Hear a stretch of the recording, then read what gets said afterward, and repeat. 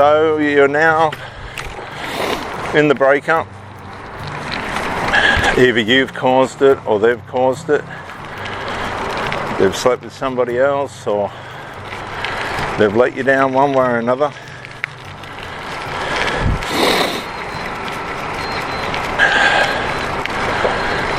And you've decided that you've had enough. You don't want to do it anymore. You don't want to be involved in it anymore. You've come home and found out they're having an affair. You've seen something in the phone or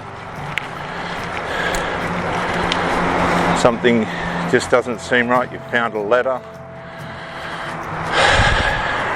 or you've heard them speaking to somebody on the phone, or somebody's told you, a friend has warned you something's not right. I think I saw so and so with such and such.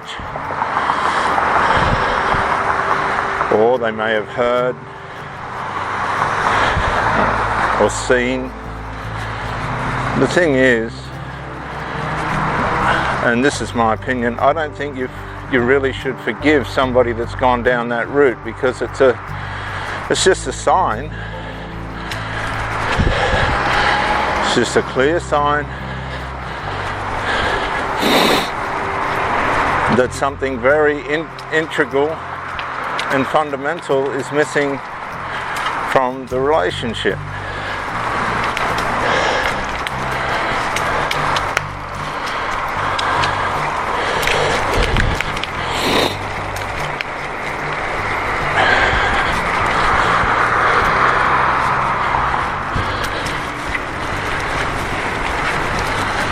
My mother was married, well, she got married to my father, who was a jockey.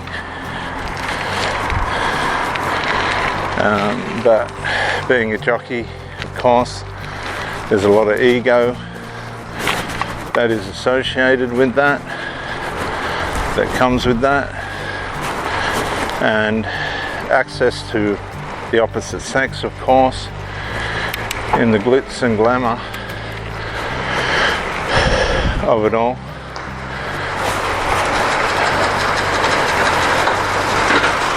And of course he couldn't help himself. Had no clue of his sinful nature and submitted himself to that.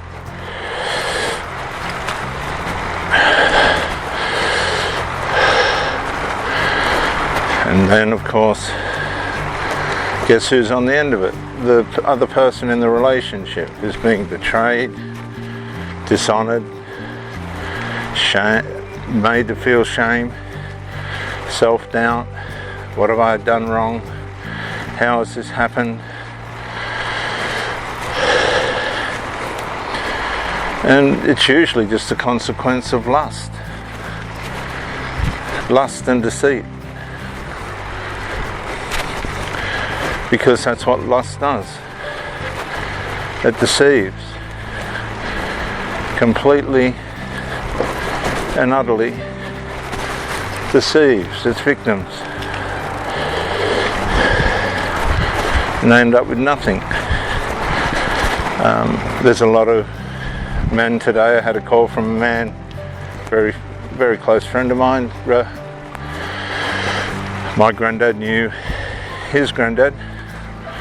They're both passed away now, but through their relationship we got to know one another, and he's been hounded by this partner of his, and it's gone on for years and years. You're never home. Well, he's out at work. You don't communicate. Well, and I've challenged him on these things, and he tries, and you're affecting my mental health. Well, I suggested that he leave. If this person's so miserable and unhappy and they're attacking your person, it's time to leave. You need to leave. There's no point hanging around. But they don't. They stay. Now, a lot of people say it's for the children. Well, is it for the children if they're being subjected to all this sadness and unhappiness and people being accused of being the reason for people's mental health decline, like it's deliberate. We show compassion towards people that are openly abusing and attacking who we are.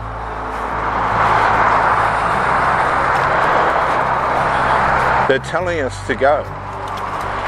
Just go. Just go. I don't want you to stay for the children. I don't want you to stay for me. I definitely don't want you to stay for yourself, because they don't want to do anything good for you.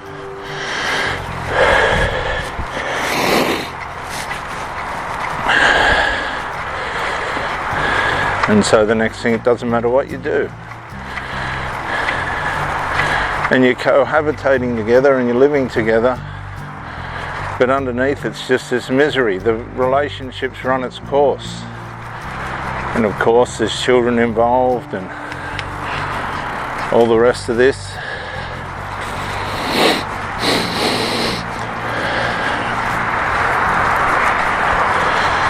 And now you're on this treadmill of sadness, and your mental health starts to decline because you've run out of answers. You can't do any better. You're working your butt off and that's not paying. You run around the house. A lot of these people, men, cook and clean and do all the rest of it. They make these people lazy and ungrateful through their devotion and commitment and effort, which is basically the meaning to treat them mean, keep them keen. You've got to let people live up to their responsibilities. And if you don't, it comes back to bite you through this kind of, you're not doing enough. And the fact of the matter is, this is the actual fact of the matter, you can't do enough. Everybody has to play their part. So be warned, if you're being told that you're not enough, or that person's lonely, suggesting that you're not meeting their needs,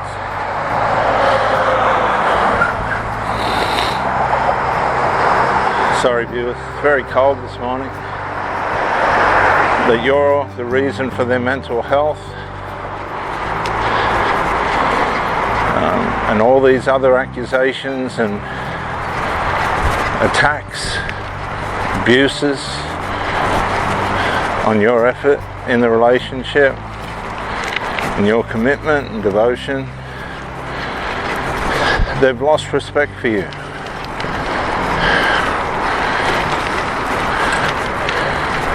They've lost value for you. Hey buddy. G'day buddy.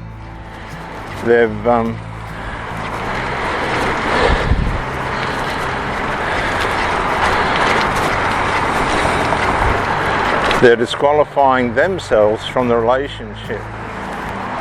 And I don't understand why men or women determined, and I don't want to understand, determined to stay themselves in relationships that are equivalent to a dog being abused by its owner. You need to get out, go no contact. If children are involved, keep it to a minimum to deal with the children, and never, ever, ever